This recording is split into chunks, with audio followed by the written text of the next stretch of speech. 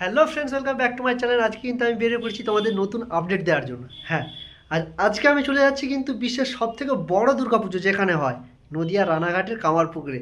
তো চলো বস, সেখানে কিন্তু অলরেডি কিছুদিন আগে আমরা শুনেছিলাম পুজোটা হবে না, বাট সেখানে কিন্তু এমএলএর সঙ্গে কথা বলে পুজোটা অলরেডি হবে এরকম একটা সিদ্ধান্ত নিয়েছে। তো লেটস গো, তোমাদেরকে শেষ আপডেট আমি অলরেডি পুরোপুরি দিচ্ছি। চলো।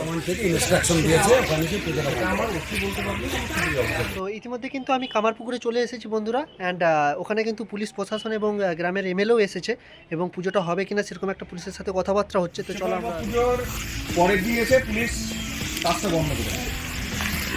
তার আগে একবার পুলিশ এসে লিখিত আমাদের কোনো নোটিশ ফটিশ পুলিশ তো আছে এখানে। হ্যাঁ, পুলিশ আছে। ওইখানে পুলিশের গাড়ি দাঁড়িয়ে আছে।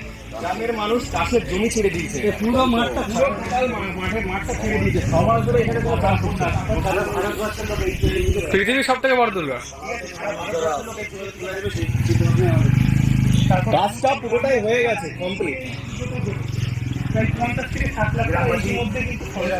পুলিশ এসে এখানে বলছে যে এখানে কাজ করা যাবে না। ওরা কোনো লিখিত নোটিশ আমাদের সার্ভ করেনি, দেয়নি।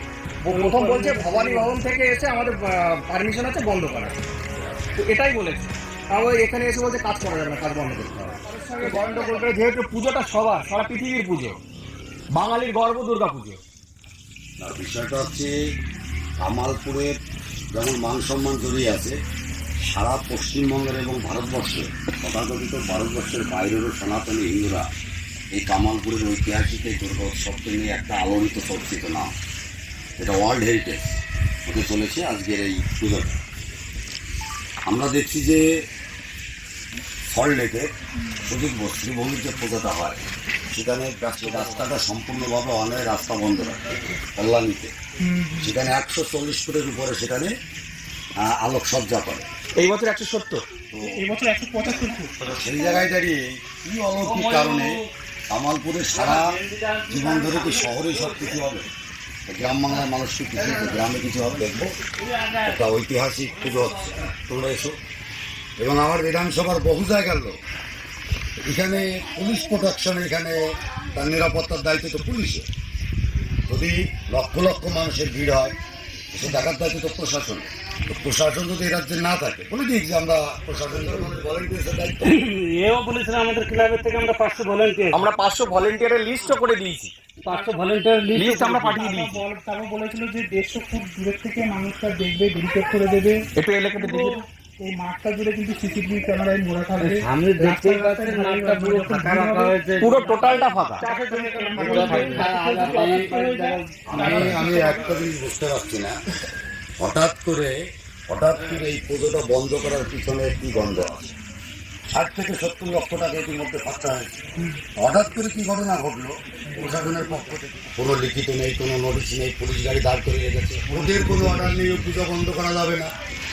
ডিএম কোনো অর্ডার দেয়নি, হ্যাঁ পুজো বন্ধ রাখা যাবে। আমি এখানে দাঁড়িয়ে থাকবো, কী কারণে বন্ধ করবো? এখানে এডিশনাল এসপি আসুক, ডিএসপি বর্ডার আসুক, ওসি ধানতলা, আইসি রানাঘাট আসুক, এত লক্ষ লক্ষ হাজার হাজার মানুষের আজকে এই ঐতিহাসিক পূজাকে কী কারণে বন্ধ করবে? আর হিন্দুদের বেলায় একটা সনাতনী দুর্গা পূজা, আজকে বাঙালিদের শ্রেষ্ঠ উৎসব দুর্গোৎসব এবং কামালপুর অঞ্চলের গর্ব, নদিয়া জেলার গর্ব এবং পশ্চিমবঙ্গের গর্ব হতে চলেছে। আজকে সেই মানুষগুলো আজকে একদম ইচ্ছাকৃতভাবে এই রাজ্যের একজন, মানে কি বলবো, একজন হিন্দু বিরোধী একজন প্রশাসক আজকে এই এলাকার মানুষের আজকে রাতের ঘুম কেড়ে নিয়েছে।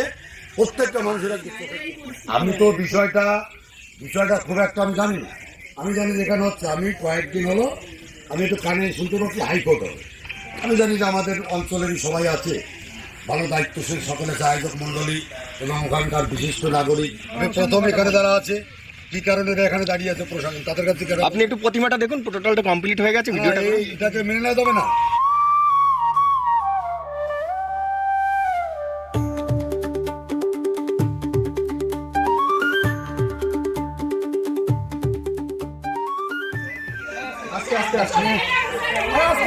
ইলেকট্রিক সাপ্লাইটা বন্ধ করছে।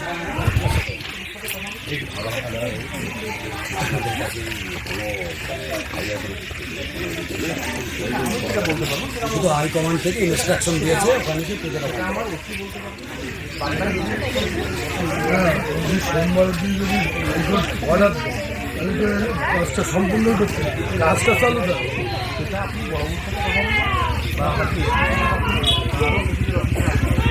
আমি বলছি যদি অর্ডার দিয়ে তাহলে এরা কী করে দেয়? বন্ধুরা, ওনাদের গ্রামের এমএলএ কিন্তু পুলিশের সাথে কথা বলেছে, প্রশাসনের সাথে কথা বলেছে, এবং তিনি কিন্তু এই পুজোটা করার জন্য রুখে দাঁড়ানোর জন্য এরকম হিম্মতও দিয়েছেন।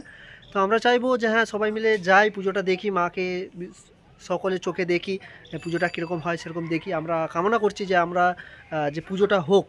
তো তোমরা কি চাও কমেন্টে জানিও, পুজোটা কি হবে এরকম একটা সিদ্ধান্ত তোমরা কমেন্ট করে জানিও। অ্যান্ড লাইক কমেন্ট শেয়ার করে দিও, অ্যান্ড সাবস্ক্রাইব করে রাখো। নেক্সট ভিডিও খুব তাড়াতাড়ি তোমাদেরকে আপডেট দিতে চলেছি। All the best.